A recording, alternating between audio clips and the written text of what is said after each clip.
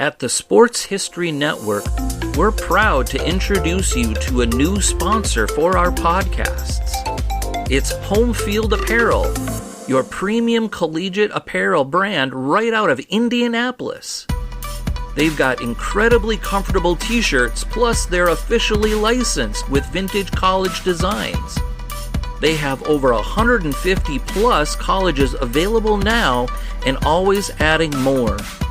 Homefield digs through the archives and history of your school to find unique logos, mascots, and moments to make thoughtful designs for your school.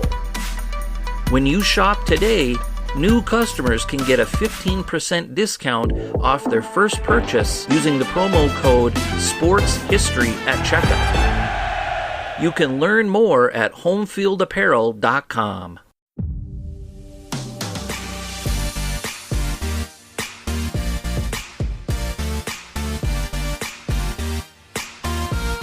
Thanks for listening to the Pigskin Tales podcast. This story was written and produced by Ross Bliley, edited by Nikki Bliley. To support the podcast, join me on Patreon. You can find the podcast on any platform you want: Spotify, Apple Podcasts, and Audible. If you like the story, help me out by doing a quick review. This will help others to want to listen. The soundtrack is from filmmusic.io. Once again, thanks for listening to the Pigskin Tales podcast. At the Sports History Network, we're proud to introduce you to a new sponsor for our podcasts. It's Home Field Apparel, your premium collegiate apparel brand right out of Indianapolis. They've got incredibly comfortable t-shirts, plus they're officially licensed with vintage college designs. They have over 150 plus colleges available now and always adding more. Homefield digs through the archives and history of your school to find unique logos, mascots, and moments to make thoughtful designs for your school. When you shop today, new customers can get a 15% discount off their first purchase using the promo code SPORTSHISTORY at checkout. You can learn more at homefieldapparel.com.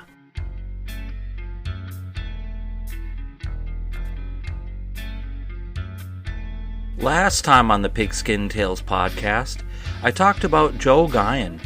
He was a big man from the White Earth Indian Reservation, which is a small community in central Minnesota. He played football, basketball, and baseball in high school, and ended up playing football for Pop Warner at the Carlisle Indian Industrial School with Jim Thorpe. Later, he played professionally for the Canton Bulldogs, Washington Senators, Cleveland Indians, Oorang Indians, Rock Island Independents, Kansas City Cowboys, and the New York Giants. He won one NFL championship with the Giants in 1927. While competing in pro football, Guyen also played baseball and was very successful. In 3 consecutive seasons with the Louisville Colonels, he hit .340. After his playing days were over, he began coaching. His pro football coaching career wasn't the best statistically, but he was still inducted into the first class of the Pro Football Hall of Fame in 1963. This time on the Pigskin Tales podcast, I will be talking about a guy who grew up in St. Paul, Minnesota. He was instrumental in helping Ernie Nevers set a never-been-touched record of 40 points in a regular season NFL game. Teammates nicknamed him Big Kies. High school classmates nicknamed him the Babe because he hit home runs like Babe Ruth.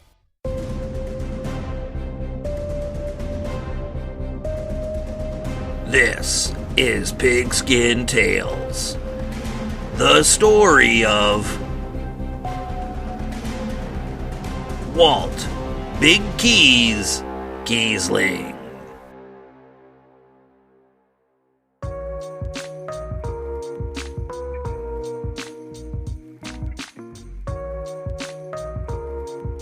Walter Aloysius Kiesling was born May 27, 1903, in St. Paul, Minnesota, to Wenzel and Barb Kiesling. According to records from Ancestry.com, Walt's parents immigrated from Austria. In addition to Walter, Wenzel and Barb also bore another boy and named him Edward. From the same record on Ancestry, it was noted that Wenzel's main source of income for the family was a cutter in a leather factory and later worked in a garment factory. Barb was a housewife. According to the Pittsburgh Post-Gazette, dated on October 4, 1939, Walt played as a tackle on the football team for 4 years at Cretin High School in St. Paul, Minnesota. Later on, he attended college at St. Thomas and played tackle there as well. In the spring of 1926, he earned a bachelor's degree in math. Although he never formally used his college degree, he decided to play pro football instead. According to the Star Tribune, dated on November 29, 1925, he earned all-state honors for the 23, 24, and 25 seasons. Article author Frank E. Murray noted that Kiesling was chosen for the third time in a row because of his consistent play throughout the season. He was, quote, a man of great size and strength, unusually fast on his feet despite his great weight, and he was a bulwark in the cadet line. He had an uncanny knack of sensing the direction of the play and placing his great bulk in its path, unquote. After graduation in the spring, Walt opened a cafe in St. Paul. Operations and profits were a little low, and by the fall of 1926, he decided to join Ernie Nevers in Duluth to play for Ole Hagsrud and the Eskimos. The Eskimos were part of a growing trend of NFL teams traveling around the country. In their first season together, Nevers and Kiesling spent a lot of time together on the road. They only played one game in Duluth, and the rest were on the road. Overall, their win-loss record was 6-5-3, which isn't a great season, but I can still envision the players having a good old time with each other on the bus.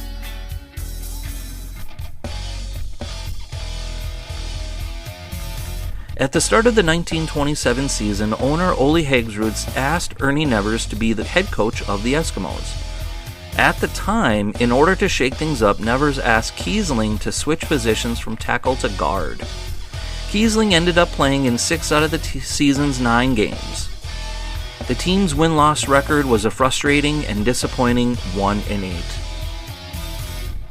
At the end of the 1920 season, Hagsrud sold the Duluth Eskimos back to the NFL.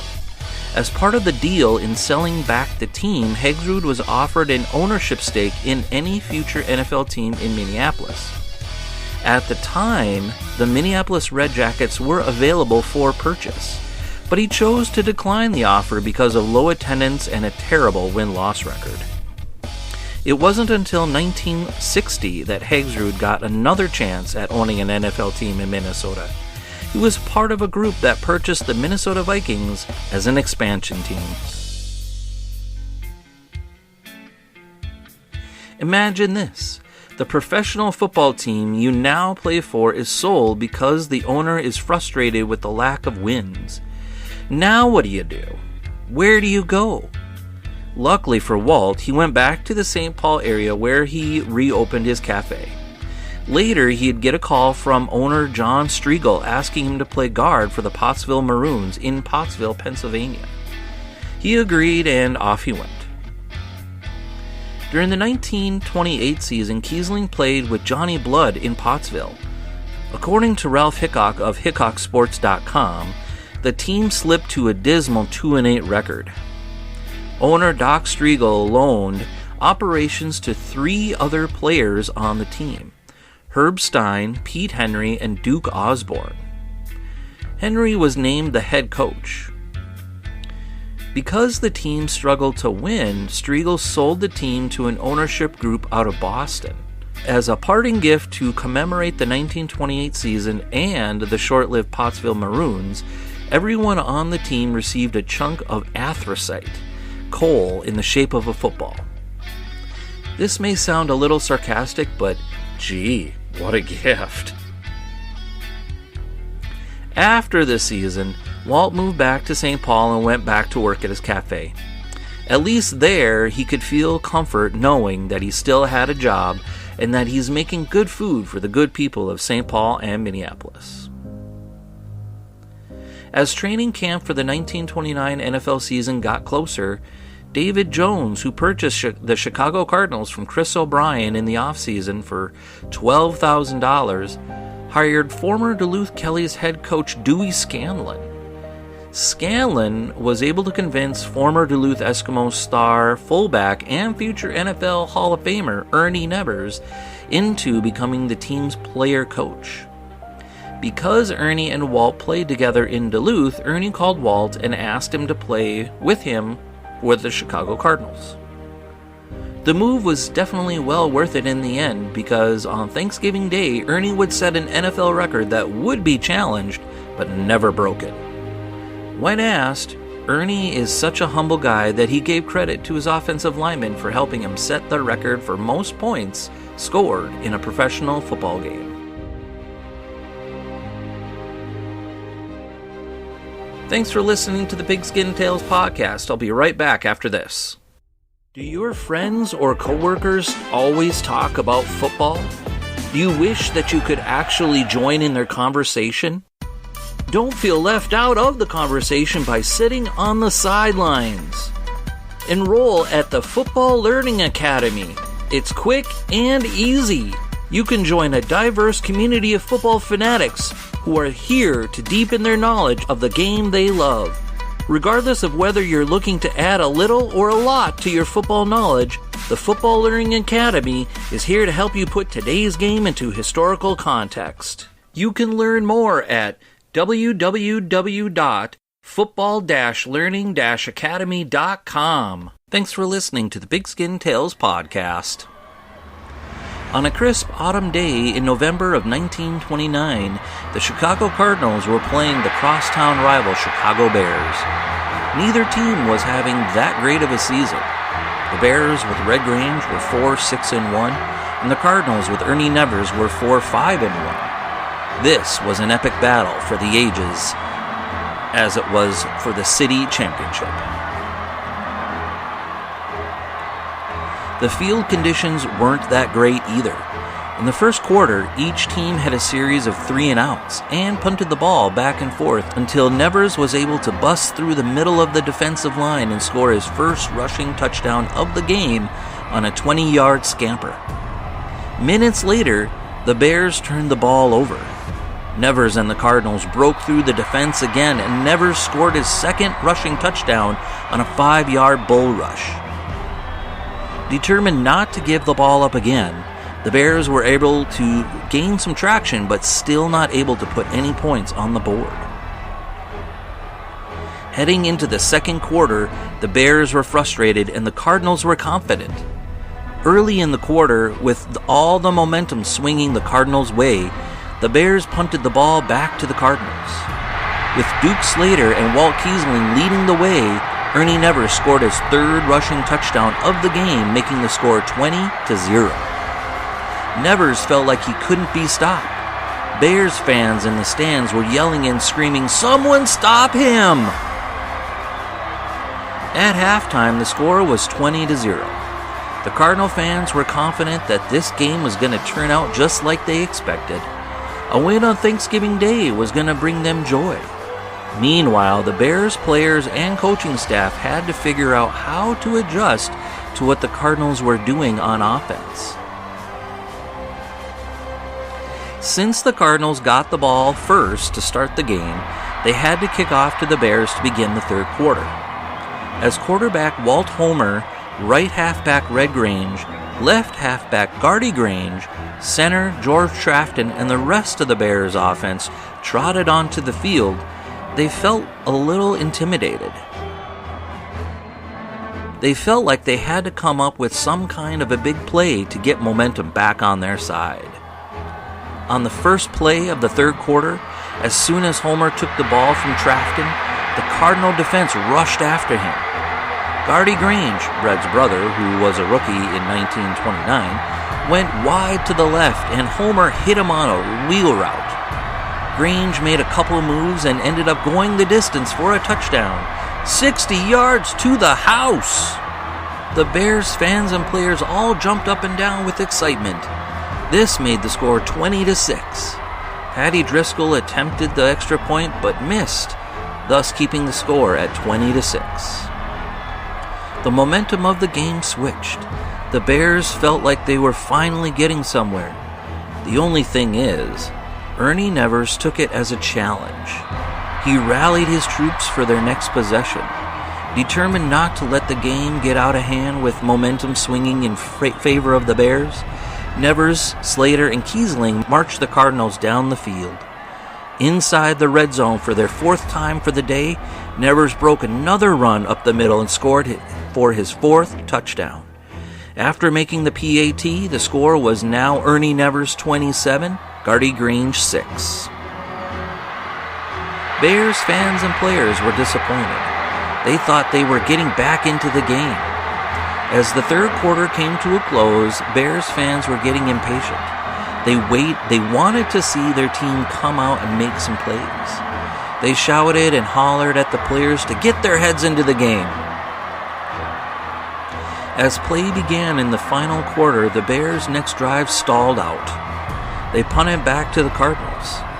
Nevers was as confident as anyone could be with the way the game was flowing. He urged his teammates to keep going. Meanwhile, the Bears' defensive line was exhausted trying to catch Nevers on every play. He was so big and strong that it was near impossible to bring him down. It seemed like he was getting stronger as the game went along. On the Cardinals' next possession, Nevers ran right through the middle of the Bears' defense again and scored his fifth rushing touchdown. Due to a bad snap on the extra point try, Nevers missed it. Now the score is 34-6. The Bears had to answer to stopping Ernie Nevers. No matter if they put 8 or 9 guys in the box, they just could not stop him. Nevers added a sixth and final rushing touchdown with about 5 minutes to go in the game. The extra point try was good. At this point, he has now secured the record for the most points scored in a professional football game. This record will never be broken because the players that score the touchdowns now don't kick extra points. As we all know, there is an actual kicker for that. Once Nevers has made the extra point and made the score 40-6, he decided to take himself out of the game. Kiesling and Slater stay in to finish it off, but Nevers goes to the bench to take a rare breather. At the end of the season, the Cardinals were 6-1, good for fourth place in the league that season. According to ProFootballReference.com, the list of All-Pros in 1929 not only included Ernie Nevers, but also Walt Kiesling, Duke Slater, and Herb Bloomer. Bloomer was on the second team as a right guard, while Kiesling, Slater, and Nevers made the first team as left guard, right tackle, and fullback, respectively. Over the next 3 seasons, Kiesling would play 30 games and make the All-Pro list as an offensive and defensive lineman in each season.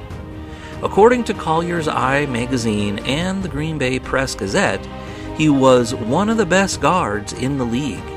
The Associated Press thought that he was one of only a few second-best offensive linemen in the league in 1932. I'll be right back to finish this story right after this. This podcast is sponsored by the Sports History Network, your headquarters for sports yesteryear. Show some love for your favorite Sports History Network podcast. Now open is a merch shop just for you.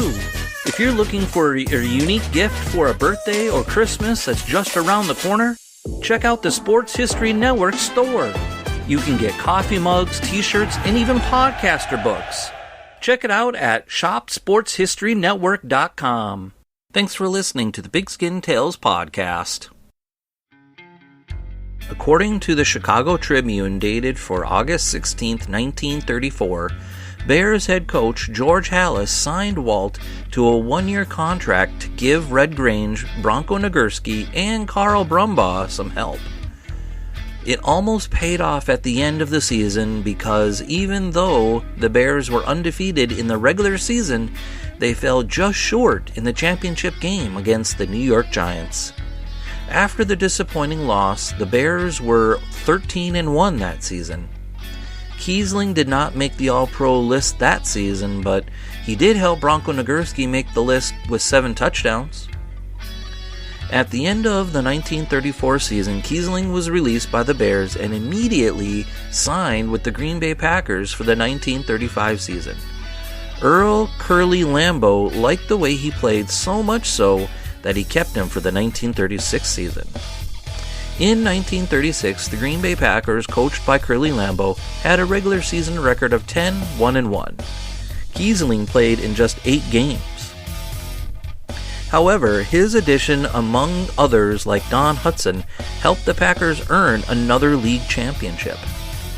Finally, after all those years of playing pro football, Kiesling won the ultimate goal in 1936, an NFL championship. He felt relieved because it was so elusive with all the other teams he played for in the past. He just really wanted to win one before he called it quits. By 1937, Walt moved on from the Packers and joined the Pittsburgh Pirates. He was back with his old buddy from Duluth, Johnny Blood. While it was nice to be back with people he knew, the team did not perform well while he was there. For 2 seasons, the Pirates went 16-6 and didn't make the playoffs. Kiesling only played in 12 out of the 28 games that the team played in those 2 seasons. After the 1938 season, Walt hung up his cleats for a bigger role on the team. In a career move, Walt was named assistant head coach to Johnny Blood just before the start of the 37 season. Head coach Johnny Blood asked him to become part of the coaching staff in order to get him used to being on the sideline directing other players.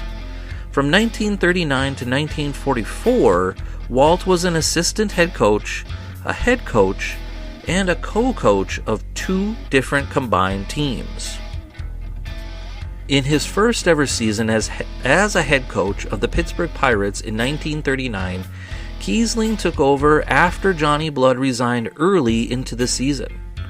He led the team to a 1-6-1 record. In 1940, when the Pirates were renamed the Steelers, Kiesling led them to a 2-7-2 record. In 1941, Kiesling was replaced by Bert Bell and Aldo Buff Donnelly. Nearing the end of the season, general manager Art Rooney convinced Bell to resign as head coach because he felt the team hadn't made any improvements in their performance. So he went back to Walt and let him finish coaching the last 4 games. The team ended the 1941 season a disappointing 1-2-1. In 1942, Kiesling was the sole head coach of the Steelers. He led them to their first winning season in franchise history with a record of 7-4. During World War II, Kiesling and the Philadelphia Eagles head coach Earl Greasy Neal co-coached the Steagles. The Steagles were a combination of the Philadelphia Eagles and the Pittsburgh Steelers due to a lack of players the war took. The team went 5-4-1 in 1943. The next season brought Kiesling to co-coach the Card Pit team, a combination of the Pittsburgh Steelers and the Chicago Cardinals. It was Kiesling and the Cardinals coach Phil Handler whom co-coached the Card Pit team. As fun as it might have been, it was still a very disappointing season. They ended 0-10 and were outscored 328-108. At the end of the 1944 season, Walt wrote a letter to Steelers owner Art Rooney. He expressed his deep appreciation for being part of the organization, but he had to regretfully resign as head coach. On January 27, 1945, the Pittsburgh Press reported that Kiesling resigned as the Steelers head coach to take a coaching job as a line mentor with the Green Bay Packers. The next day, the Green Bay Press-Gazette reported the same thing to the public so that they wouldn't miss out. At the end of the 1945 season, the Green Bay Press-Gazette reported on December 6th that Walt and Curly Lambeau reached another agreement to extend Walt's line mentorship with the Packers for another 2 seasons. Lambeau was so impressed with Kiesling's coaching abilities that he felt like he needed him to stay. By January of 1948, Lambeau and Kiesling reached another agreement to keep Kiesling on as line mentor, but Walt was diagnosed with pneumonia in December of 1947 after a trip to play the Los Angeles Rams. The Green Bay Press-Gazette called it a terrific cold. And so Walter wanted to continue mentoring the Packers linemen in 1949, but it was the decision of Curly Lambeau who said that Walt should take a year's vacation from football to rest. Walt ignored Lambeau's request and went looking for a new job as a line mentor. On March 8, 1949, the Pittsburgh Press reported that Kiesling was hired back with the Steelers as an assistant coach and shared line duties with Ken Ormiston. For the next 5 seasons, Walt was the line coach. In August of 1954, the Pittsburgh Press reported that Kiesling was once again promoted to head coach, as Joe Bach resigned after losing 3 straight exhibition games to start the 1954 NFL season. From 1954 through the 1957 seasons, Kiesling was in charge of the Steelers. He never had a winning season.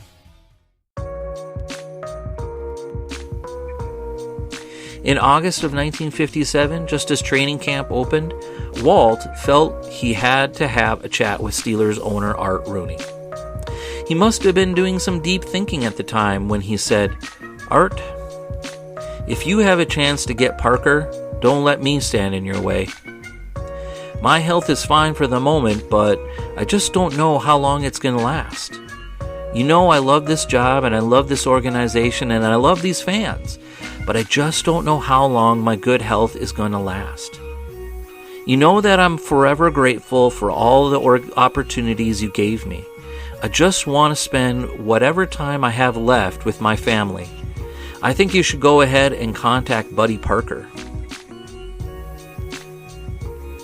Buddy Parker was a longtime friend of Kiesling. He started his coaching career as a player coach for the Chicago Cardinals in 1943 as an aide to Jimmy Conzelman and Phil Handler. In 1949, Parker was named the next head coach of the Chicago Cardinals. The next season, Parker was brought to the Detroit Lions as their next head coach. His salary at the time was $30,000. From 1951 through the 1956 season, Buddy Parker was the guy in charge of players like Bobby Lane and Jerry Reichow.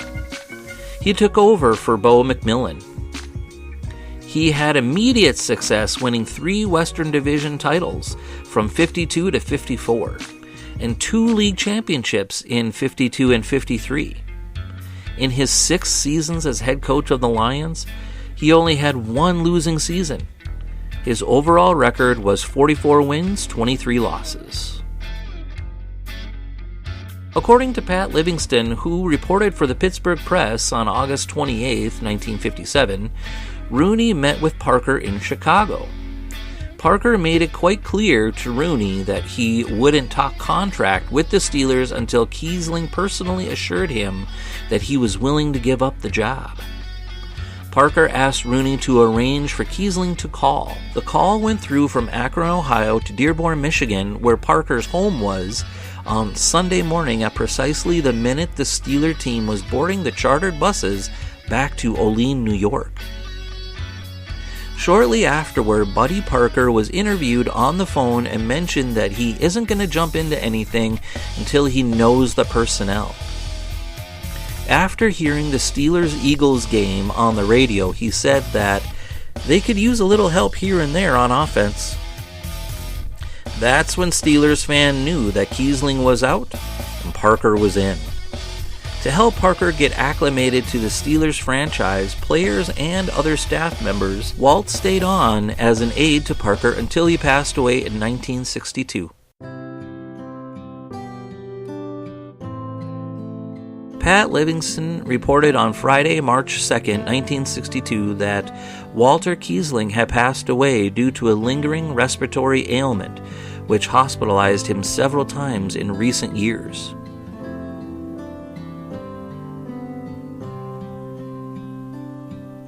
His celebration of life Mass was held at St. Peter's Church on Monday, March 4th. He was survived by his wife Irene. In August of 1966, Kiesling was posthumously honored to be among 7 other former players and coaches who were inducted into the Hall of Fame. Others that were inducted were Joe Guyen, Bill Dudley, Ernie Herbert, George McAfee, Steve Owen, Hugh Ray, and Clyde Turner. Although Walt Kiesling came from the northern Midwest, his legacy in pro football is a lasting one. He not only played his heart out on the gridiron, but he coached with passion too. He was soft-spoken, but he was also very confident. He earned a lot of respect from his teammates, coaches, staff members, and even owners. Walt Kiesling's footprint in the National Football League will forever be stamped in the record books.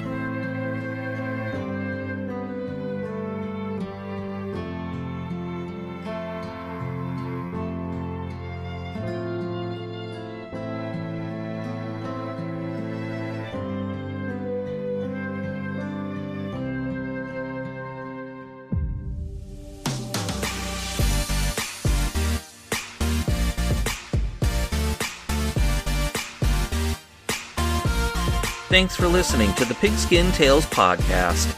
This story was written and produced by Ross Bliley, edited by Nikki Bliley.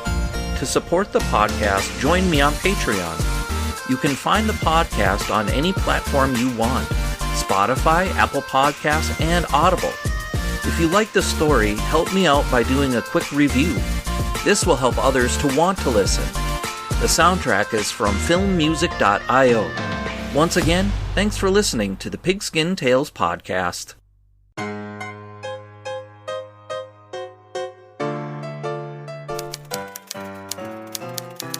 put up my replica 1909 World Series program poster from Row 1 brand, and that's all it took for Marla to do a complete redesign of the Guardian offices, doing up the walls with tremendous prints from baseball, football, basketball, hockey, and more sports events. And every one of them can't help but trigger memories of sports yesteryear. And here's the last one. Let's put it up here by your desk. Perfect. Ah, that's a nice one. College football, 1923. Navy versus Penn State. Do you remember that game, Marla? I sure do. It was October 20th, 1923. Cloudy, but a reasonable 57 degrees at the 2:30 kickoff time. Over 20,000 turned out at Beaver Field in College Station, Pennsylvania for this clash of 2 of the nation's top teams. The Nittany Lions were the underdogs, despite having won their first 3 games by a combined score of 94-0. The heavy favorites were the Midshipmen, who went on to play in the Rose Bowl after the season. Right, and the game immediately became... The entire color of the game would ultimately be dominated by Penn State's star halfback, Harry Wilson, but both offenses took some time to get going for a good 22 minutes before Wilson got the crowd to their feet with an interception of Bill McKee's forward pass, returning it all the way for his first touchdown of the day. Wilson certainly was great On the next kickoff, who would end up as returner but Harry Wilson? Wilson dodged at least a half dozen. Recall the greatest moments in sports history, or just your own personal favorites, with Row 1 brand sports paraphernalia. Don't delay. Visit today at sportshistorynetwork.com/Row1. That's ROW1 today for access to the full Row 1 catalog of gallery prints and gifts like t-shirts, long-sleeve shirts, telephone cases, coffee mugs, blankets, pillows, towels, and even shower curtains. Act today for a 15% discount off all prints with coupon code SHN15 and 20% off all other items with coupon code SHN20 at checkout. And keep your dial locked to the Sports History Network for the exciting chronicles of the 1920 sports world in Orville Mulligan. Sports Right, coming soon. The score remained Penn State 14, Navy 0. The second half had barely begun when Harry Wilson and Penn State went on to work on Navy again.